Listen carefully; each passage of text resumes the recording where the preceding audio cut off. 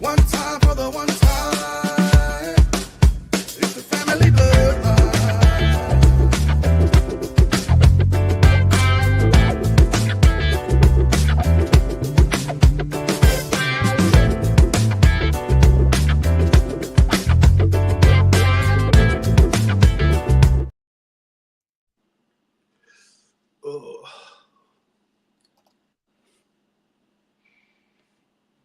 Here we go. What's good people? We are back once again. Another episode of the Family Bloodline Podcast coming at you real quick right now. We are going to continue our talk about Trump's cabinet picks, especially after this dude's hitting me up in text message saying that he's coming. Especially after what happened directly after the next day, if not the same night, but directly after we were talking about it the last time. For those of you all who are not up to speed on what's happened or what's taken place so far, Matt Gaetz is out. He is out. He is no longer in the runnings for the Attorney General spot. And not just him, but there were several other people that got lifted and shifted and moved around as far as the cabinet is concerned that will no longer be there, if memory serves me right. I see you ready. Let's get you in. So, yeah, it's been a quick transition. There was a lot. Again, that happened like directly after our last live talking about Trump's cabinet. And the biggest thing, the biggest surprise or shocker was the Matt Gaetz part of it. So what do y'all, now we jumping right into it tonight. We're jumping right into it tonight. So what do y'all think? What do y'all say?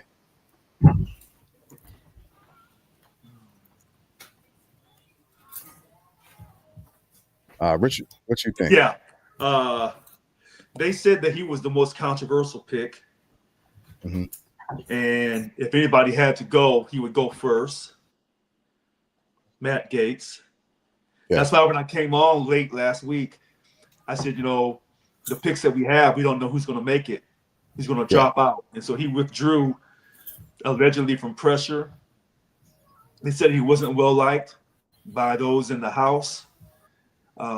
Some of this may be the payback for him helping get out former Speaker of the House, McCarthy.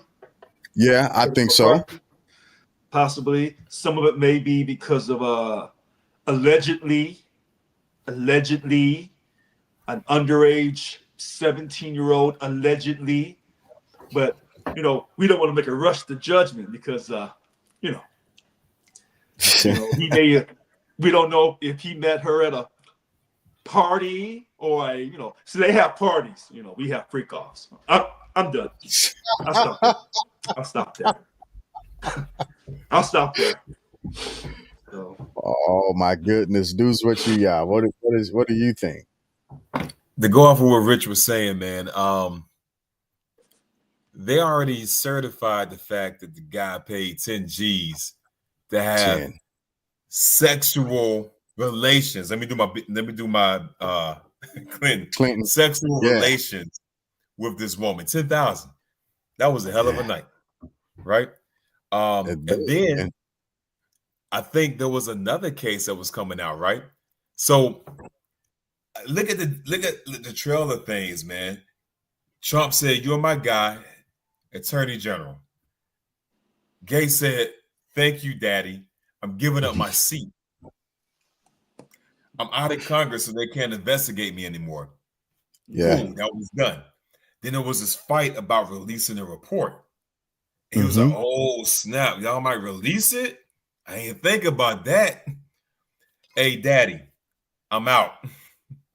I want this stuff to come out." And it was crazy how there was even a fight over whether or not it should be released. But I think the New York Times got a lot of it, right? A lot of it's already been leaked out. That's how we found out about the second interaction. To me, this is another example of Trump picking people who hate if you hate an agency, he's going to pick you to preside over that agency, right? Which is wild.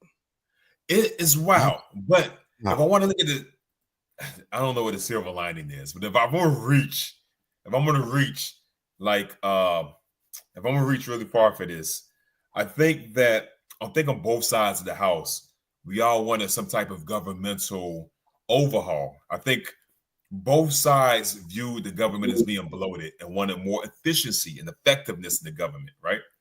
Okay. The Dems, for whatever reason, did not do it.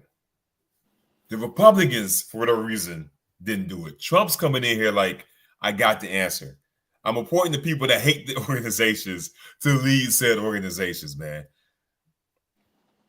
I don't think that's a good solution, but to Rich's point, man, and Glass, I think you said it too, man. We don't know who's going to make it through. These are just the early picks, right?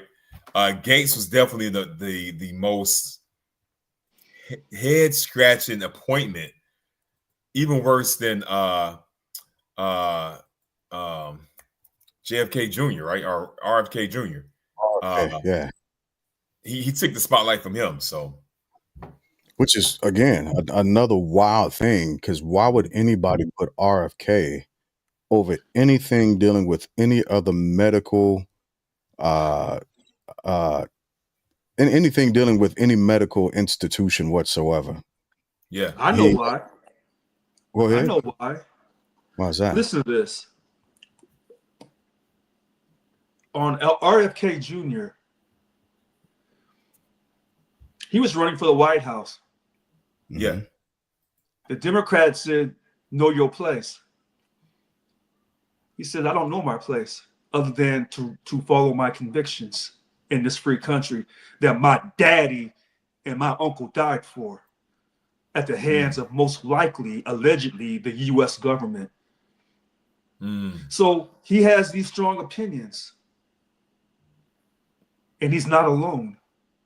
And so when he reached out, or when President-elect Trump reached out to him and they started working together campaigning, they said the minute Donald Trump wins the White House, he'll wash his hands of RFK Jr.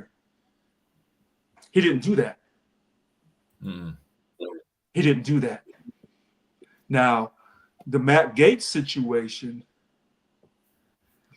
if I'm Donald Trump, I'm not looking for yes people. I'm looking for loyalists. And Matt Gaetz had Donald Trump's back from the very beginning, period.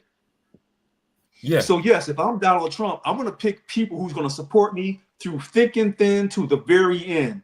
Oh, you got some sexual allegations? Oh, come right to my party. I'm in the same boat as you. So peas of the pod, we can work together. I wish Donald Trump would call me. But what does that say about you then? It says that I'm a man. And last time I checked, 90% of men across America, we don't have no perfect life when it comes to women. And I'm not talking about underage women. I'm talking about the word lust.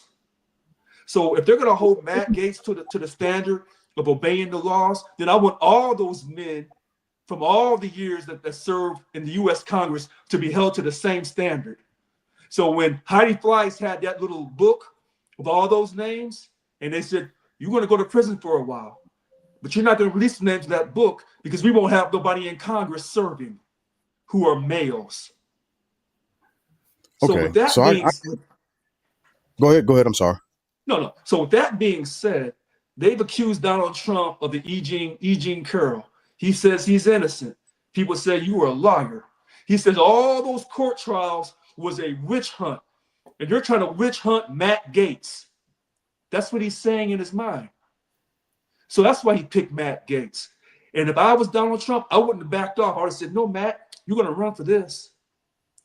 You're going to run for this. And I'm going to find out how much influence do I have with these senators who got reelected off of my platform. Because I am the Republican Party. I am Donald Trump. Rich, I'm going to push back on that. If I had to put myself in the orange man's shoes, right? If I put myself in the orange man's shoes, bro, with the suntan lotion and everything dripping from my forehead, Oh my I God. don't know if I want to spend my favors, right? We all have X amount of favors, right? I don't think it's infinite, even for Trump. And I don't think he's gonna want to start writing those checks on little old Gates. I don't think Gates is worth it to Donald Trump's agenda. There are other loyalists, other yes men that he could find that he could tap to run that department that have less baggage than him. So yeah, I'm gonna push back on that. I don't think he wants this to be his fight. Is he gonna take it up? Sure. But for key positions and key people, I don't think Gates was it. Gates came in with too much baggage, man. Well, here's my thing. Donald Trump said that all these trials is a witch hunt. The DOJ has been weaponized against me. Sure. And I'm the former president. And I didn't do anything wrong. And I won that 2020 election. I don't care what you say. I won that election. This is Donald Trump talking. Yeah. With that being said, I'm going to put somebody in charge of DOJ, Department of Justice, who I know has my back. But when you want somebody capable of Gates, without a shadow of a doubt, he'll never. But if you're Donald, you will once. I get what you're saying. All right, let's pretend like we Donald. Pretend like I got a two. Pretend like this right here is a toupee, right? So, can I make it go to the side? I can't. I don't think it's too straight. Yeah. But when you want somebody capable, and to that point, I don't think Gates is capable as AG because, like you said, he's too disliked within Congress, within the government. What can he get done? Yeah, and it's not just within the government; it's within his own party. Right. That doesn't matter. That does matter. No, because the most important person in Donald Trump's administration, and I'm jumping ahead a little bit, is Stephen Miller. So all you have to do is take the phone call when Steve calls you and says, "Hey, this is what we're doing. I spoke to to the president's lead attorney, and this is what we're doing." And so here I am. I'm Matt Gaetz. Okay, this is what we want to do. Okay, no problem. I'm on it. And that's how that works. So everything will be run from the White House, from Donald Trump's personal attorney and Stephen Miller. And all these people he's putting in charge, all they got to do is pick up the phone. When they call you, what's the game plan? Okay. Nah, bro. I feel watch you what on his attorney. But I think you still need to have people that like you, man. You still need to have people. You need favors. You need favors in Congress, right? Look what happened to Gates, bro. They iced him out after he got the old Speaker of the House out, who was trying to make bipartisan deals. After that, Gates was irrelevant within his own party. He was iced out. No, he was not. And I'm gonna tell you why. What? This is how. No. Let me tell you what. They didn't even want to vote for him now. Hold on. Let me give you the pushback on this. Okay. If Donald Trump didn't want Kevin McCarthy removed, he'd still be sitting there. Oh, Donald Trump. No, he wanted Kevin McCarthy removed. Yeah, I agree. He wanted him removed. Matt Gaetz and Margie Taylor Greene and the rest of that little crew of 8, they'll come for you. Yeah. Now remember, Margie Taylor Greene got into it with somebody else, and Donald called her and said, "Hey, could you cut some slack on her?" And she backed. I can't remember that particular situation. Margie Taylor Greene had got into it with somebody, and Donald Trump called her, and she backed off.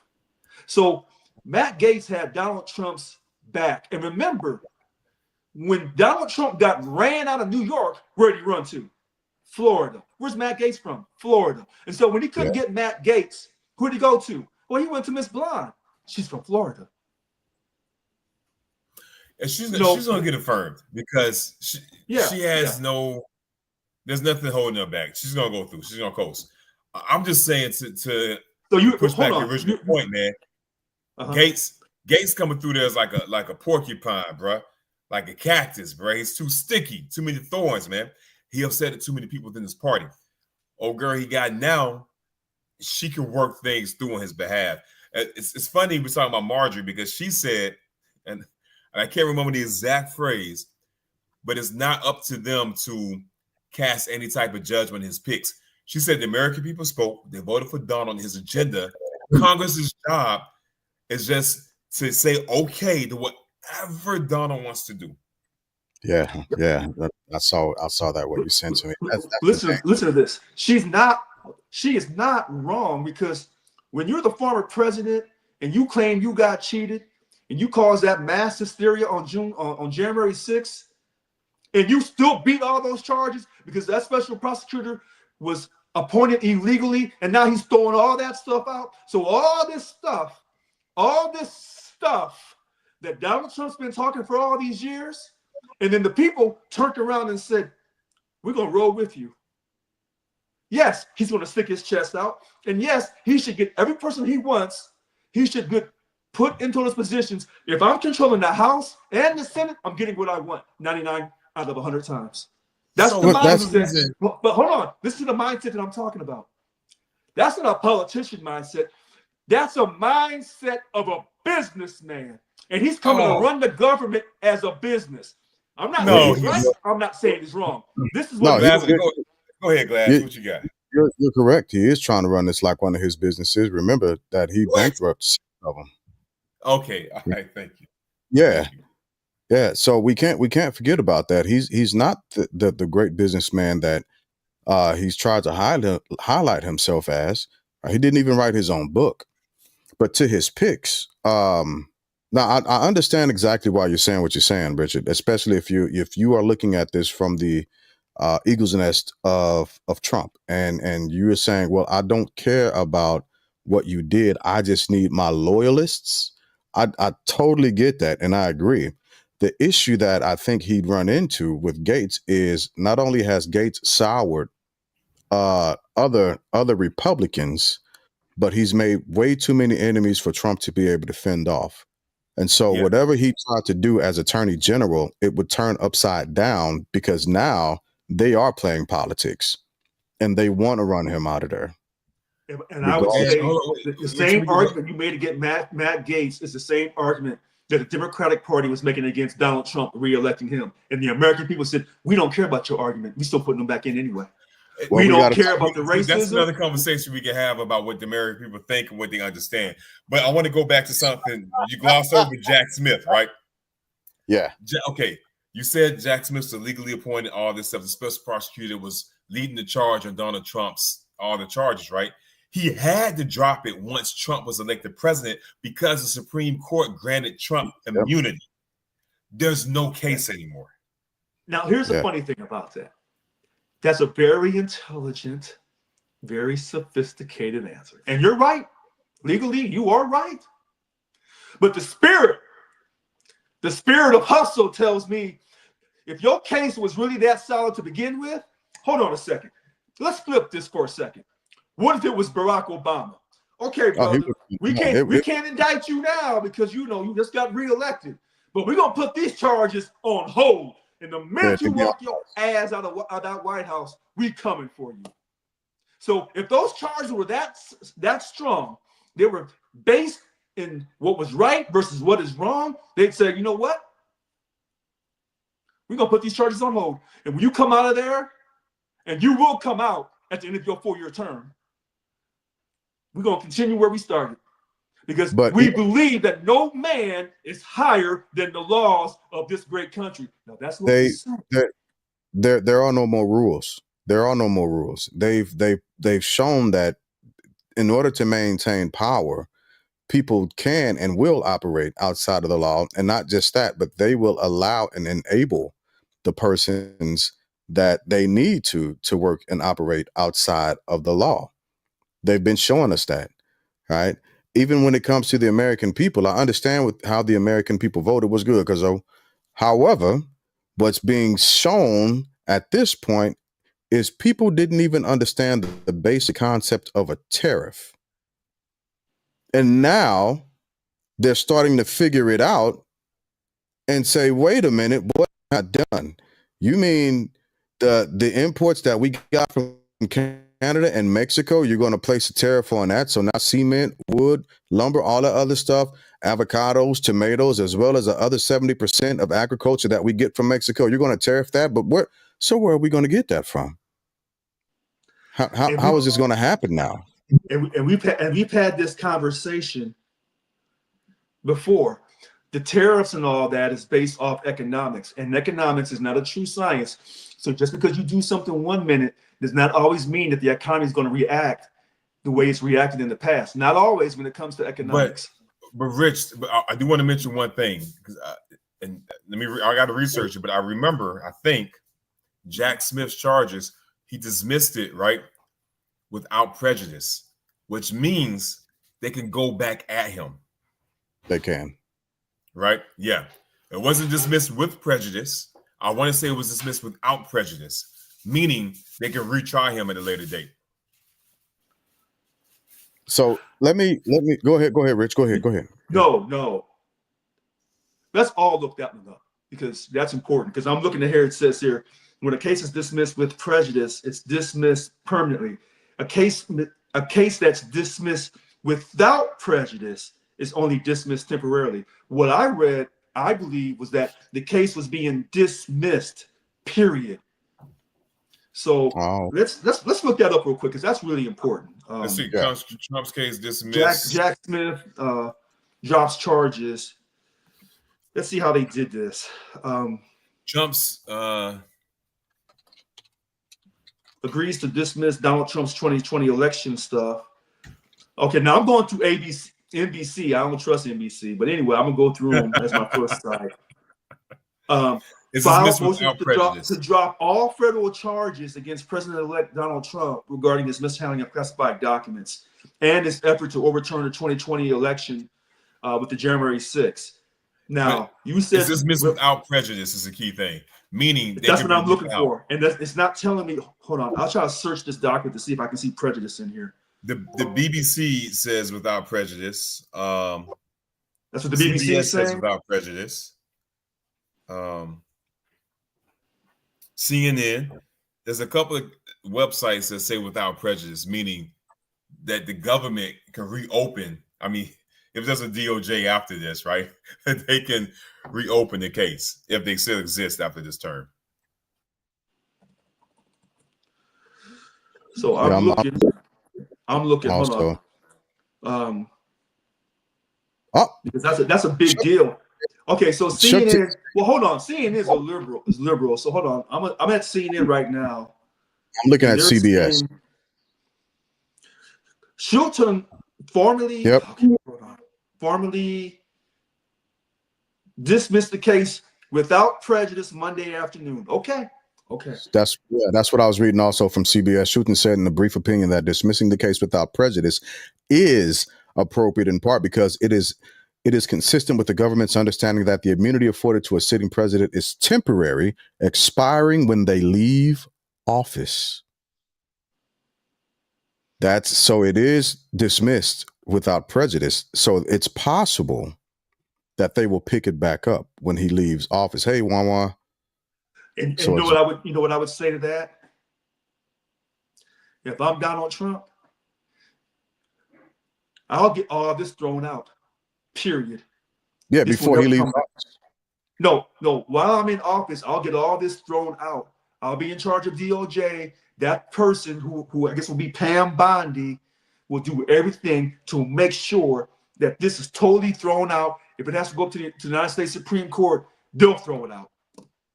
Fair enough. So in a sense, they're trying to say if you're the president, you're above everyone else. But once you leave the presidency, these charges that we put against you, you're not above the law once you're not the president anymore. And we're going to take these charges and finish them out. But here's the thing. You ain't going to finish no charges. And this would put pressure on the next president. And this is where the Republican Party can't sit and take it easy. They got to make sure they win the next election. And by that time, if they win the next election and they got 4 more years, we don't know if President Trump's going to live 4 years after he leaves office in 28? Well, the way he's trying to, from his words, he said, you'll never have to vote again. So we'll see. I don't know. It depends on what he ends up doing. That's a bluff. He's bluffing. I'm just saying what he said to a bunch of at a convention. No, so, because we know that we're a nation of laws. Are we? There are no more rules or laws. He's proved it. That's not true. He's proved it. No, the voters said that they believed in him and that he said he was innocent of all these charges. And the voters across the nation said unanimously, or in a majority vote and by electoral college, we believe in Donald Trump more than we believe in what you're saying, all these things he did wrong. Right. So and so with rules. that being said, no, there aren't, because the precedents that they've set is if people, just because people believe in you and people vote for you, that means that the rules don't apply. And you can use that if a person's smart enough, depending on what they're being hit and looked at, right? He's at this point, he's setting Supreme Court precedents. He's setting court precedents, and they can use this because there are no more rules. That's not true. You're taking something and you're an exaggeration of it. We're still a nation, because if that was the case, they would have dismissed this case with prejudice, and they didn't do that because we're still a nation of law and order. So you're thinking of, but Rich, you got to think about the timeline, bro. Everything that happened was before the Supreme Court agreed to the fact that the president and presidential acts fall under immunity, right? So it's a timeline. All that stuff happened before the court dropped that gavel. And then everything that Trump did when he wasn't president, which is still now, he can be prosecuted for. But once he's inaugurated, it's over, man. This dude's immune. He's like Captain America. No, it's already over, because you said once he's inaugurated, he's already dropping the charges now. He could have said, well, let's hurry up and try to get this done before he gets in. Nope, because he's the incoming president. He's already immune right now. He's not immune right now. Yes, he is. Because he wouldn't put those charges in to have him drop. He is immune right now. Yes, he is. He is. According to Jack Smith, he said the Constitution deems it necessary that when the person is president-elect, essentially, that that these cases do need to be dropped during this time period until he's out of actual office, right? And so that's why they began to drop the charges at this point, because they know that they can't do anything. With the next few months, there's nothing that's going to happen. And it's still something that they still have an uphill battle to climb. Listen, Washington full of bureaucrats, and they'll hold it up. Maya just said it. Once he's in office, all of this is going away. All of it. Because whoever that attorney general is, if it's going to be Pam Bondi, this is over. Yeah. When he won the election, game over. If he had lost the election, it would have been some serious deals that came out of that. But and let's not get caught at this point, because I think we all have, because this is something that I'd love for us to come back and talk about, because there's such a vast array of ways that this can go, even with the understanding that the case was dismissed with prejudice, right? So what does that look like? Without prejudice? Sorry about that. Without prejudice, right? Is this going to be a looming thing, right? First off, we know that he's going to go again. He's going to begin to attack anybody that began to oppose him once he gets in office. He's going to have his hands full for the first 6 months doing that, trying to lock people up. He's going to act. So what he does is he accuses everybody of the things that he actually does. He's going to send the Department of Justice at people. No ifs, ands, or buts about it, right? So Will Trump free? He's going to free himself, and he freed himself, no doubt about it. But what I don't want to shift focus on is the cast that he's putting into place, with or without Senate confirmation. He's got a third of his cabinet that's being filled by people who are directly tied to Project 2025. For instance, Russ Vought, Brendan Carr, Tom Homan, John Ratcliffe, and Pete Hoekstra. Glass, hey, don't come on here spitting these lies about old BT, bro, BJT, because he's not 2025 is not about Trump. All right, don't spit these lies. Just because he's appointing people himself that are associated with it, that doesn't mean he's part of the foundation. Because Trump told people, and I don't understand why folks aren't believing him. to be who he is. But he told people that I have nothing to do with Project 2025. I don't know what it is. It's nothing that I know of. I've not read it. Blah blah blah blah blah. And then he turns around and puts the co-authors of this insidious document in charge of and puts them in prominent positions to carry that thing out. Although they're loyalists. In the dubious allegation you're throwing. In dubious allegation. This is merely coincidence. Okay? That he's put the people who authored the document as cabinet members. Merely a coincidence. Hold on, wait a minute. If we want to use the exact words, I think the one individual co-authored 2025. One individual co-authored, absolutely. And what his name was. Gosh. I think he's being put in charge of the. Oh gosh, which person? I forgot his name. Russ Vought is being put in charge. Yeah, OMB director, and he's listed among the authors of Project 2025, and he's going to be policy director on the committee that. Well, he was also on the policy of committee that crafted the official Republican Party platform. And this is what I'm reading off of Axios right now. I'm on Axios website. And in Project 2025, he outlines ways to centralize executive power and reel in the federal bureaucracy, which I don't agree with directly, which he says all too often is carrying out its own policy plans and preferences, or worse yet, the policy plans and preferences of radical, supposedly woke faction of the country. I have yet to hear anybody define off on that side of the aisle what woke means. You know what? Somebody did define that. I think that was a person on CNN. Gosh. He's on CNN. He's a Republican strategist, contributor. He defined what woke was. You're talking about Exef? No. He's a CNN contributor. He's a Republican strategist. Peter. Oh gosh. I want to say Peter Jenkins. Oh gosh, CNN contributor. So he gave them a definition. Scott Jennings. He defined what woke was. You know what? I don't want to say that for sure. I heard on TV somebody give a great definition of what woke was. It may have been on Bill Maher. I can't remember what show I watched it on. But basically they were saying, go ahead. I was just saying more than likely it was on Bill Maher because he has both sides present their information. And because I've watched Fox and I've watched people struggle, Republicans struggle through that question of what does woke mean. And none of them had a direct, clear definition of it, which is great to me because they don't need one. Well, they struggle through that like they're trying to define what a woman is. Some tripping hazards. But I think we could agree that when they say woke, it's another term used for Black in the alphabet community, right? Because they say it with such vitriol and such.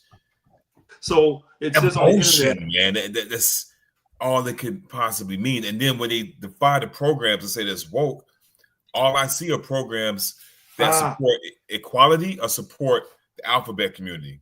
I haven't seen them put woke onto any other program.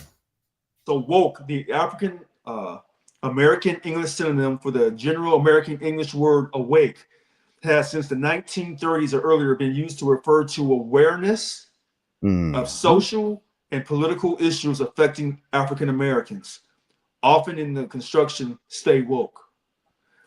Now, that's what this internet's saying. I think that's pretty accurate. I mean, that's how Black people define it. But to the question, what do they mean by it, right? I think we know what it means. But who's had the gall to say that in a public forum? I just heard it last week. I'm so mad at myself because they did a really great job. Because you know what? It was I think it was on CNN. An African American asked the person, defined it. And I swear I thought it was Scott Jennings that defined it. And I think someone sent him the answer on the phone because he was looking at his phone. God, I'm trying to find this so bad. Because I think he Oh gosh, I thought he did it. A pretty good job at defining it. Why are Yeah, you looking that up? but he needed help though. He needed help. Yeah, So and what? But why are you oh, looking here that it up? is. Here it is. Go On ahead. CNN's Abby Phillip and Black panelists clash with Scott Jennings over anti-woke push sounds like anti-Black. Oh boy, Phillip. Okay, y'all Why are go you ahead. looking at? Yeah. Okay. Yeah, because I see what you're looking at. But the FCC, Brendan Carr, currently the senior Republican of the Federal Communications Commissions and Trump's pick to lead it, outlined his plan to challenge big tech in the FCC chapter of Project 2025, which is odd to me because I wondered how he's going to, or who he's going to actually push against, since Elon is such a big part or influence with Trump at this point. So to me, directly, that's saying that, you know, they're definitely going to hit Mark Zuckerberg. They're definitely coming after YouTube. They're coming after Facebook, Google, any platform that they don't have direct control over. Hell, Elon Musk just tried to buy CNN, didn't he? I don't know. Yeah. So I'm looking at what Scott Jennings said here. He says, quote, I tend to think about hyper liberal people who have a fundamental disregard for, the underpinnings about founding of our country, and who wants to fundamentally change our society in ways that are not in line with the vast majority of American citizens. That's what I think about. Ooh, that's not a good answer. That's not a good I answer. was about to say that's not the definition. That's not what that's No, I know what he's saying, yeah. but as I tell some people who come from Europe, if you say that statement to a certain percentage of African Americans, they're gonna call you straight up racist. And so I'm parsing my words, because I'm not saying all and I'm not saying every, because we don't want to be stereotyped. So I'm not going to stereotype those who come from Europe as their ancestry, but a certain percentage of them, that they say something like that from Scott Jennings, and I don't think Scott Jennings is a racist. I really don't. But for him to have the courage to go on CNN, even though he's being paid as the Republican contributor, and take that heat from a whole board of liberal Democrats coming at you 100 miles an hour, you're going to have some good days, you're going to have some bad days. Yeah, I wouldn't call that courage. He was just trying to get paid. That's just wanting to get paid. That's all he's doing. But they still haven't been able to actually define woke. And I think it's hilarious because listening to them define it shows exactly one of the things that's happening, which is this whole unsettling movement of white reparations being pushed. Right. And one of the things that's happening to the Department of Education is McMahon, who's going to be in charge of it, is being posited and directed to push education or schooling back down to the states, right? And we talked about this at the back end of last week's podcast, and the dangers involved in that we talked about on a previous podcast we had when we were reading Project 2025. And so reparations can't be garnered or sought after or looked for in any true sense when it comes to us. But this whole notion of the white man's oppression is what's beginning to be pushed. I don't know if y'all have noticed that, but it's beginning to become a mainstay in the rhetoric, clothed. It's not said like that directly. It's a clothed rhetoric that's being pushed, that's begun happening. And it started happening when they started looking at CRT, right? Because they didn't want CRT taught at a younger school age because it was making the white kids, the white classmates, feel uncomfortable and bad about themselves. But they didn't make slavery in there. So here's my thing about that. I want black people to feel good about being black. Yeah. I want white people to feel good about being white. Yep. I want everybody to feel good about their ethnicity. That's what happens. Because I'm not a hypocrite. Yep. Now, when you start teaching young European American children about the horrors of slavery, you can teach that without basically telling them that you should feel bad and that, you know, your people are no good. That doesn't work. But there's a fine line in teaching history, and there's also a fine line in still telling people that you can still feel good about yourself regardless of the things of the past. Now, have some African Americans gone too far to the left? Absolutely, they have. Yeah. Particularly with that, you know, defund the police, get that crap out of here. And that's part of, and because when you go so far to the left, then you produce a Donald Trump. And so when black folks were talking about, oh, we need our slave reparations, no one ever heard me say that. Because I said, if you talk about getting slave reparations, and even though you may be correct in your mindset, because other people were paid for the things they've been through, if you're African American, and if the US government was to ever give out African Americans slave reparations, kiss your job opportunities goodbye. Because white people across America, whether they're prejudiced or not, they'll never hire you again. They'll never hire you. We'll come back to that because I'd like to explore that topic later on another. But you're right about McMahon. Yeah, and I think again, this is somebody who's out of wrestling culture. She's been body slammed a few times or two, but let me say this about the general cast of the cabinet. They are not qualified to be there. The general cast, they're not qualified, right? Even from the standpoint of taking a Fox News contributor who used to be in the National Guard, right? Even when I talk about Tulsi Gabbard, it's dangerous at this point. She is a lieutenant colonel in the Army, but some of the things that and that part, right? So that the McMahon, Department of Education, come on, man. RFK, these guys aren't qualified for these departments. Now, to Deuce's point, he is putting people in the places that they hated. And so they'll do a good job of gutting it out because they have no vested interest in seeing those departments do well for the people. I would simply say that doesn't matter. How many people have gotten jobs in this country who weren't qualified? Too many. Okay, so the idea that you can only put in people who are qualified. Pete Buttigieg was put in charge of the Department of Transportation. Look how that went. So when you win the presidency of America, for example, Mr. Glass, if you won the presidency of America, and they said, well, who's going to be the chaplain in charge of the White House? I know who I'm going to see in there. I know who I'm going to see in there.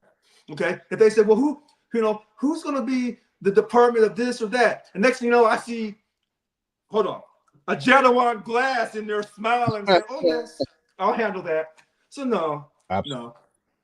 So if you win the election, you put your people in, whether they're qualified or not. Because some people said that Donald Trump wasn't qualified to run for the presidency again anyway. First off, he wasn't. He wasn't the first time. But I won't move off of that point, right? Yeah. And so to that point, that's the rhetoric that was used against VP Harris. Well, she's not qualified. So, and she's overqualified. She could have taken that position as a politician, and she would have done what all politicians would have done, right?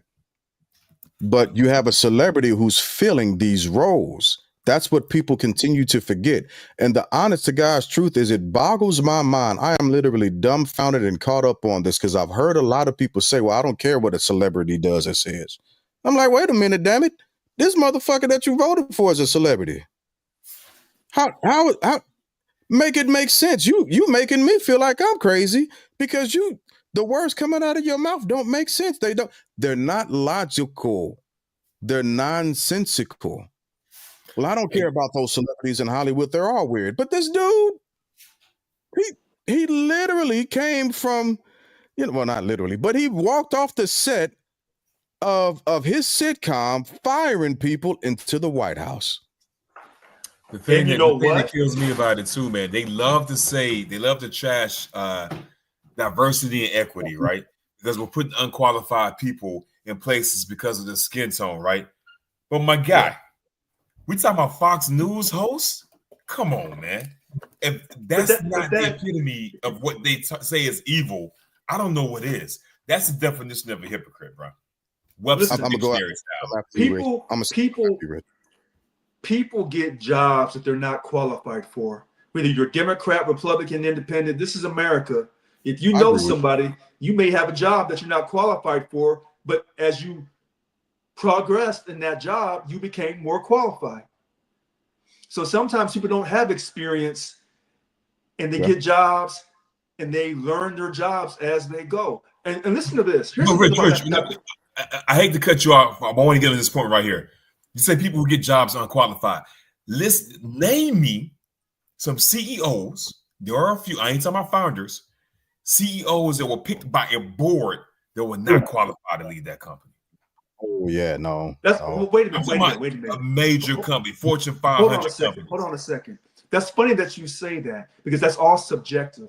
That's why this whole idea about who's qualified and who's not. Listen, a lot of times African Americans have said, "Can I please get this job because I know so and so wasn't qualified." So a lot of times, if we always go by, you have to be qualified. Then there's a possibility that some people would never been given a chance. They said that Barack Obama was unqualified to be the president. He did just fine to me. He didn't wreck the country.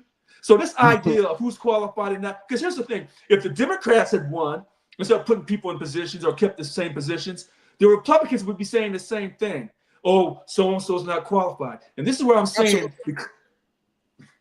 Absolutely. No, I'm agreeing with you. They absolutely would be saying that. Go ahead. Keep finishing. Yeah. So my thing is, since I'm not a Democrat or a Republican, I can be very neutral and unbiased and go straight down the line because neither party controls me. And here's the great thing about this country. In this country, you can be a movie star. Ronald Reagan was a movie star. He became president. Yes, he was. So, and he was horrible. You can. They tell you in this country you can be anybody you want to be. I guess Donald Trump somewhat solidifies that statement, and I say somewhat. Well, I don't know if I can agree with you on that last point, but I'll circle back around to that.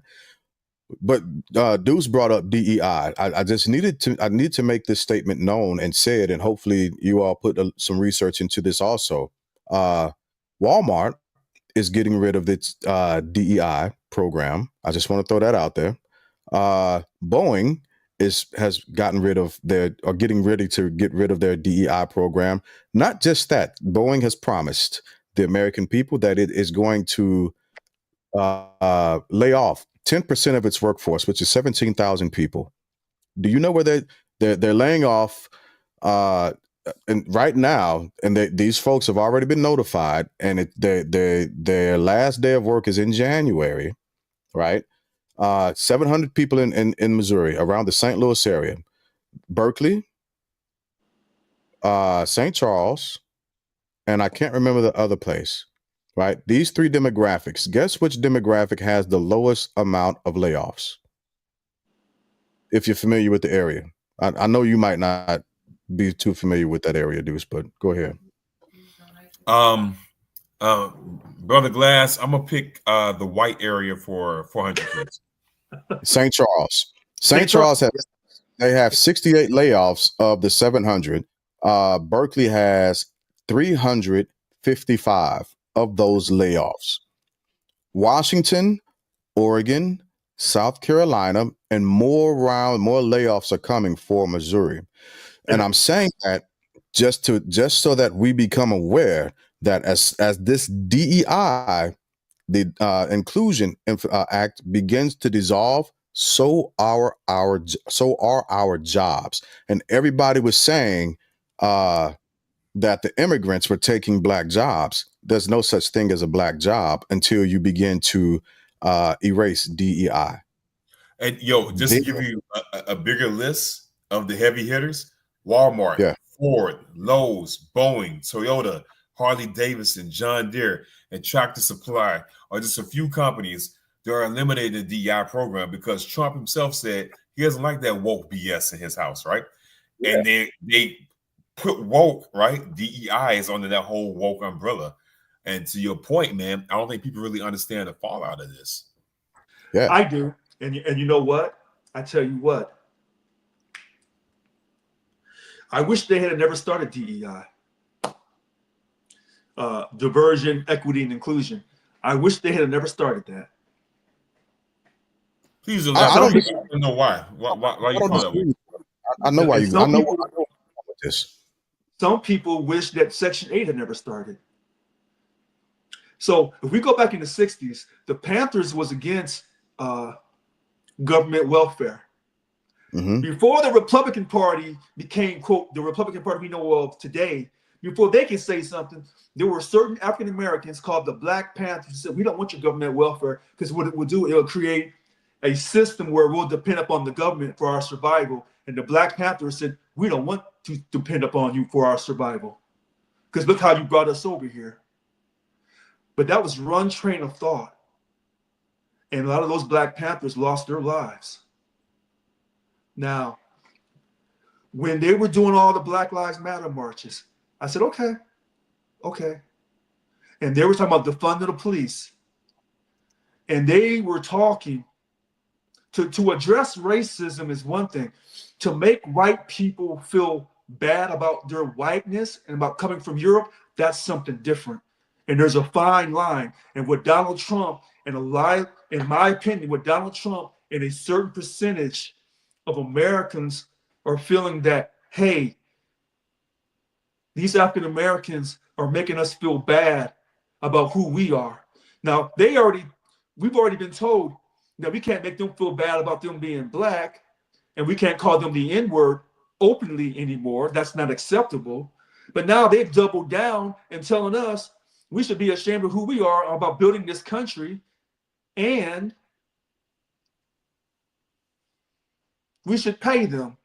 And so some white people, a percentage would say, I didn't profit off the slavery plantation, even though most likely they profited off the fact they were white.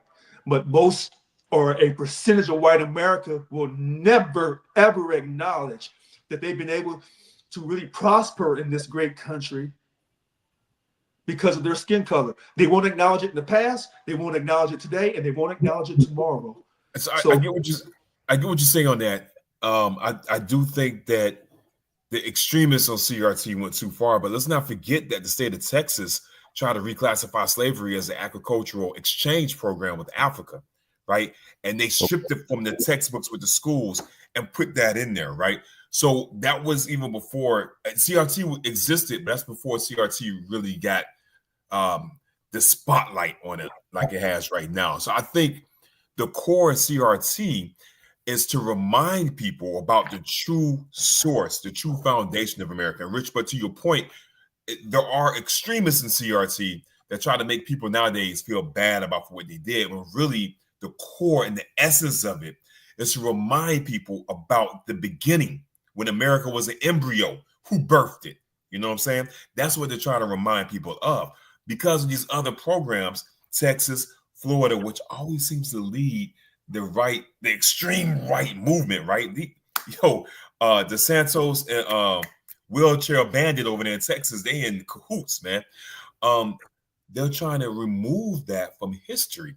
And if I want to play devil's advocate, I can see how they feel attacked when we removed a lot of their heroes, right? When we removed a lot of their Civil War Confederate soldiers from like Monument Row up here in Richmond, from changing the base names, which I already heard Donald wants to change them back to the original names, right? I can see how they feel hurt and, oh my gosh, this is so bad. Okay, your feelings were hurt, but let's think about the effects of it. But I think the conversation needs to focus on the effects and not placing blame on people who lived eons ago, if that makes sense. The effects and how can we not repeat that? You know what? Go ahead, Rich. Go ahead. You know what? You're right, Deuce. But I want to go back to Texas for a second. Texas was really the first state to recognize Juneteenth as a holiday because it happened in Texas. So that's very ironic. So the racism in Texas, it's they're different. I can't explain it, but they're different. No, but I'm going to go to that next You were right point. about that. They view it as different. It's different. Yeah. So, but I want to go to that point about the Confederate symbols. I'll try to be quick on this. When they were talking about removing those Confederate symbols, and a lot of people in the South was hurt by that. Here's my question I would say to European Americans. When Hitler did all that evilness, that part, okay, and when Germans said anything that had to do anything with the Nazi Party, we getting that shit, and I'm saying shit, up out of here, except for the concentration camps, because we don't want no one to say that this did not happen. Yeah. They got all that Nazi crap out of Germany, period. But yet, when it comes to African Americans, we want to remove them horrors of the Confederacy and of the slavery, remove all those symbols. We're told we're wrong. So I said I'm against slave reparations, but on the removal of the Confederate symbols, I gave you a different answer, because I'm going to Germany and saying you removed all those Nazi symbols, and you said never again in this country. Well, and you said because the Jews were fighting anti-Semitism. So when Black folks are fighting racism in America, are we equal to the Jews in Germany when they were fighting for their survival? Are we their equal? That's a perfect question. But to go back to DEI and to kind of agree with what you were saying about it, I wish, and what Wanda said also, as well as what Maya said, I wish there was not a need for it in the first place. And the reason why I wish that they did not create it in the manner that they did is because it gave them a prop to point at as a scapegoat and a talking point. It gave them that ability and the wherewithal to actually have a tangible thing to say, hey, look at this. This is what they're doing to us. We got to have our reparations because now we're being discriminated against.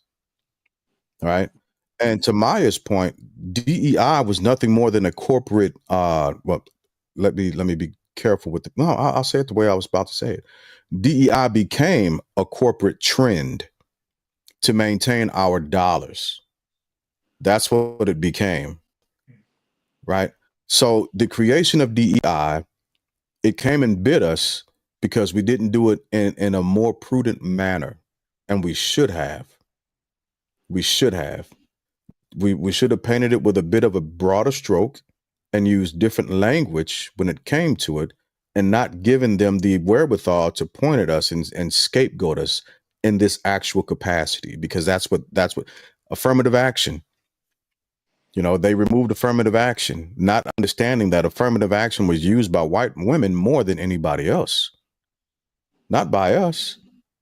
And the people who felt that directly were our Asian brothers and sisters. No sooner it happened, it became a thing.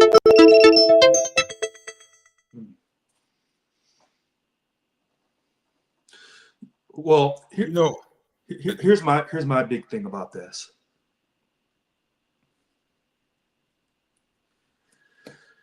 If we treat everyone with equal love and respect, we don't need DEI. Okay? Here's the problem. When you bring over a group of people, take away their last names, take their names from them, period. Take away their language and their culture. And then you tell them in 1865, you'll be just fine. Now, if you don't want to go back to Liberia, you don't want to go down to Belize, you'll be okay. Yeah. And so then you're saying you have to catch up. And then with all the civil rights acts in the 60s, you say, okay, that's long enough. You've had enough time to catch up. We don't need no type of special program to help you. So you don't need no equity. We don't have to give you equity, something special just for you for being African American, to get you caught up so we can treat you as being equal to us. I'm not so sure. I'm not so sure. Sorry, Wanda. So, Yeah. Maya and I looked up Liberia not too long ago. I just want to say that it looks as if it is a state of money laundering for multiple different countries. Just throwing that out there. Look it up and see if you can agree with me or disagree. It's kind of screwed up how they got things going over there. But we've got to push through because we got to read more names from the cabinet list because we want to get to Stephen Miller, right? So John Ratcliffe is being pushed for CIA director, and actually we'll just get to him right now. Stephen Miller, all right, Stephen Miller, a longtime member of Trump's inner circle and founder of the MAGA-aligned America First Legal, which is a ruse in and of itself. Is slated to take on an expanded role in Trump's White House return. While he is not listed as a contributor to the Project 2025, America First Legal was listed as one of the contributors, but they removed him. They got removed from the list. Just wanted to throw that out there. It was a smart move on Miller's part, but Stephen Miller's a piece of shit. I said it, and I'll say it with my whole chest. I wish he was right here in front of me so I could say it to his face. And he could feel the frequency that I'm saying it in. He's a piece of shit. He's not for American citizens as a whole. He is horribly racist. He is a disgusting human being in flesh in totality. That's my opinion on him. That's just me personally. I would say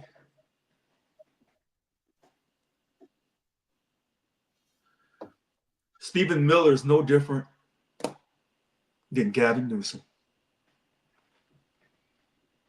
You got to break that down. When you have power, you have influence,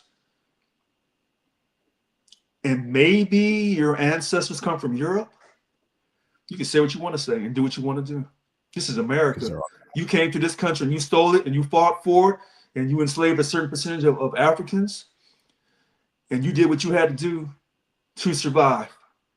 And you don't want to do it paying no high amount of taxes. Because if you wanted to pay taxes, you would have stayed back under the rule of King George III, I believe, back in England. So you came to America with a whole new outlook, but you had to enslave a few people because, well, you know, you wasn't going to do all that manual work and the Native Americans wasn't going to do it. And you hadn't thought about going to the Southwest yet. So Stephen Miller is just a classic example of a person with a mindset that we're not going to lose our country. We're not going to let African Americans tell us that we have to pay them slave reparations. We're not going to let them demand jobs from us. We're not going to let them demand anything from us. If anything, they should be lucky that we brought them over here, that we brought their families over here. I'm just saying liberally. I don't know how Mr. Miller thinks, but he's not going to allow Black people to do certain things. He's not going to allow transgender to use the same bathroom. They're going to put a stop to all of this. But here's the funny thing about this. You push too far to the left, you get too far to the right. You push too far to the right, you come back to the middle. Here's the one thing we do know. Shamiqua, and Janae, they ain't having one kid. They ain't having two. They're going to have 6 to 7. So you can lock up 2 or 3 Black men and throw them in jail for charges they didn't do. It doesn't matter. We're not going anywhere no time soon. And the last time I checked, those coming across the border, until you shut that border down, they'll keep coming across and having kids in America. So what I'm trying to say here, to wrap this up, Mr. Stephen Miller, the idea that, quote, European Americans will be the majority of this country, about 20 or 30 years, it's over. Now, you'll still be able to control the country, like South Africa, but you won't be the majority, no matter how hard you try. I'm done. Yeah. Deuce, what you got? I don't agree with Richard's comparison of Stephen Miller to Gavin Newsom, right? Gavin Newsom has tripped up, fell down, and slid down the hill a couple of times, man. But to my knowledge, I think to the public's knowledge, I don't think he's come out as openly racist or as far as sharing white nationalist links to his friends, as Stephen Miller has done. Hold on, Deuce. Let me interrupt. I'm fighting to be reinstated to my union as president because Gavin Newsom ran me out of my job. So I don't want to hear that shit about Gavin Newsom. I know him personally. But continue, please. What I'm saying is, I don't think Gavin Newsom was part author of Project 2025 and ways to spread white nationalism across America, like Stephen Miller is, right? Stephen Miller, I like what Glass said about him, but this dude is smart, man. That's the thing. Yeah. This dude is smart and dangerous. He's not a goof like Gates. Gates isn't a dangerous guy. Gates is a freaking simpleton, Yeah. right? Gates can be defeated by a 6-year-old, right, in a debate. Stephen Miller,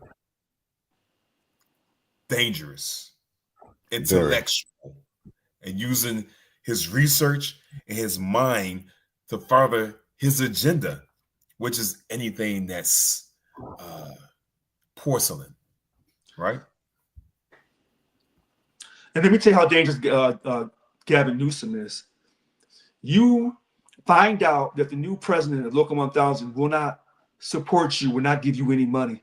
So you have an illegal meeting to run him out of office. Yet you try to act like you're for African Americans and slave reparations. But yet when Joe Biden, President Biden, made Juneteenth a federal holiday, you refuse to make this an additional state paid holiday in the state of California. You're a liar, Gavin Newsom. You're no different than Stephen Miller. At least Stephen Miller tells me up front, I may have to call you the N-word, Mr. Brown, but don't take it too personal. Okay, Mr. Miller. But Mr. Gavin Newsom will call me the N-word while he's sipping his wine and his French Laundry while he has all the other businesses shut down in the state of California, but he's partying with his friends. But see, I know a whole lot more about Mr. Gavin Newsom, but I'm not going to say it online because I don't want him to say I defamed his character. Okay? Yeah. Okay. But he's no different than Stephen Miller. So whether you're coming from the Democratic Party or the Republican Party as the honorable, let me stop. So, the both political parties will play you. And the last time I checked, African Americans, it doesn't matter who's in the White House. We have to take care of each other and support each other. And period. And with that, we will jump into final thoughts because I got to pack. I got to get packed. And the music. Nice to be in love. Nice to be in love.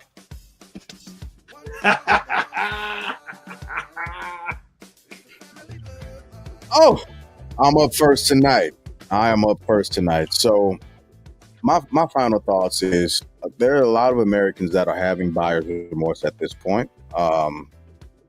And I believe that that trend is going to continue with the dismantling of democracy as we know it. Given the cabinet picks that Trump has nominated at this point, we've got to figure out how to actually be okay at the end of the day. To Rich's point about the economy, what he was just saying, banding together economically is more powerful than your votes. Banding together economically is what gives you power before your vote. And if we could do that simple thing, again, I had been telling people years before before 2024 came, the African American community was projected to earn, or to spend rather, $1.8 trillion. $1.8 trillion. If we can turn a quarter of that back into the community, we've given ourselves power. Now, the challenge comes into, it ain't even so much getting people smart enough to do it. It's getting people willing to see that the value is not in a pair of Jordans, but the value is in actually opening a small shop. Take a coffee shop, and I use this as an example in one of my TikToks. Instead of jumping off the Palestinian bandwagon and going back to Starbucks, how about somebody in that community open up a coffee shop and you all spend your money there? And if you don't have enough money to open up a coffee shop, how about this? How about you all donate to a coffee fund so you all can begin to rotate coffee at a house in the morning and begin to plan and strategize in the mornings before you go to work. Empower yourselves, but we won't do that. We won't do that. We're too tied into consumerism. We're too tied into somebody else defining who we are before we define ourselves and making people act accordingly. That's an issue. Hopefully, we figure out that our economics is what gives us power and a platform in this country. And we begin to define ourselves through our power, through our voice, and through our actions, and we make people act accordingly. Those are my final thoughts. Next up, who we got? Who want to go? Deuce, you up. Oh man, spotlight's on me. Glass, I'm gonna echo the point you made, man. What I think a lot of people don't know is tying your points about economic equality, economic strength, right? That's a scary term. When you think about it, go back in history, man. When they killed Martin Luther King, it wasn't because King lived all that time, did all of this non-violence approach to civil rights. That was cool. They drafted civil rights bills, man. That ink was hot. You want that? We give it to you. However, after he came back from Jamaica and met with Garvey and went up to Memphis to talk about economic equality, bruh, that's when King became public enemy number one, and they had to take him out. Because that's the scary thing, man. Economics. What changed Birmingham, Alabama? I'm sorry, Montgomery, Alabama was the bus boycott, hitting them in the pockets, right? And to your point, man, who's going to care about Black America? We continue to spend what we spend on these companies that support who they support. They put people they want in the Congress to support their agenda because they know we're going to be blind and keep spending that money like we at Magic City, right? Ooh. So until that thought changes, until we collectively, at least enough of us come together and focus our money towards our political agenda, ain't nothing gonna change, bro. Ain't nothing gonna change. So that's my thought, man. We got to come together, get that dollar streamline, man, and make people listen. And make people Absolutely. listen. I promise you to do.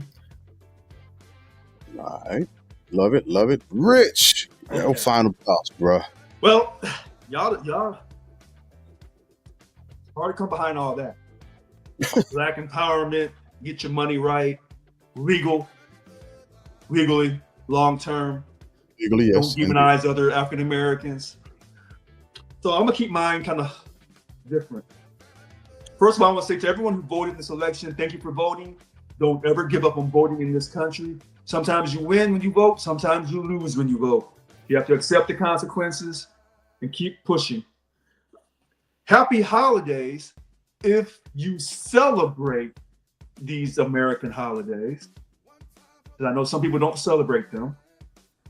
I hope that everyone's able to see their families, though, during this time period. And finally, let me say this. Somehow, some way, we as Americans, regardless of our race, our ethnicity, our sexual orientation, where we come from, somehow we have to learn to talk to each other without demonizing each other. Somehow, some way. I would say pray to God, but for some people you don't believe in God, pray to your creator. If you believe in a positive mindset, if you believe in the golden rule, I'll take it each and every time. But somehow we have to have difficult conversations within the community and outside the community. And just because people are asking for respect and love doesn't mean that they're trying to demonize you. No, that doesn't mean that. And sometimes I feel that the two political parties, try to play us against each other. And we've been talking about coming together since the time our people came over to this country and working together. And every time when Dr. King did it in a peaceful manner, he had to go when he started talking about the economics. When Malcolm X was talking about any means necessary, he had to go. Medgar Evers, he had to go. And the endless number of Black men who had to die unjustly because they were fighting the good fight. So this country knows about bloodshed. And because we started in a horrendous fashion, unfortunately, long-term, somewhere down the road, we'll end the same way. Because that's your foundation. All right. Thank you. All right. I appreciate that. Echoing the sentiments that Richard said. First off, I 100% agree. The over demonization of other people because of ideas has gotten way out of hand. And I'm guilty of it sometimes also, right? So I'm not just saying this and preaching this out to other people. I'm mentioning it to myself to reel myself back in. You know, sometimes there's a necessary movement of circumscribing your desires and keeping your passions within due bonds towards all mankind. And remembering that, and not just remembering that, but acting upon those sentiments is what has to happen. The over demonization of other people, we've got to turn that temperature down by a lot. I agree with you 100%. And also to end it all, like I always say, you all could have been anywhere else in the world, but I thank you on TikTok, on Facebook, on YouTube, on all the other platforms that are listening to our voices and hopefully being empowered and hearing and listening to what we're saying, except for Stephen Miller, fuck him. But listening to I just I'm gonna demonize his ass. But you could have been anywhere else in the world, but you decided to hang out with us tonight, and I greatly appreciate it. Happy holidays, happy Thanksgiving, Merry Christmas, anything that you celebrate that's coming up.